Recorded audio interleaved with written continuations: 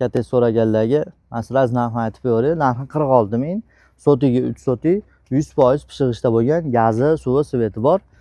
Xo'p, 100 kvadratga 3 ekan, uyimiz ichida 3 ta xona, bitta oshxona, bitta sanuzel, bitta hol bor. Telefon qilaverasizlar, bu tomon mana qo'shnilar уже yashayapti. Bu qo'shni ham konditsioner qo'yib berdi, menimcha yashayapti. Siz ham bitta konditsioner qo'ysiz, siz ham yashayapti deyishadi. Telefon qilaverasizlar, gaz, suv, svet bor. Mana asparimiz o'yib kesib kelgan, mana endi bo'ladi aspar. Lokatsiyamiz mana shu tomonda Toshkent pilar. Toshkent turigi bor.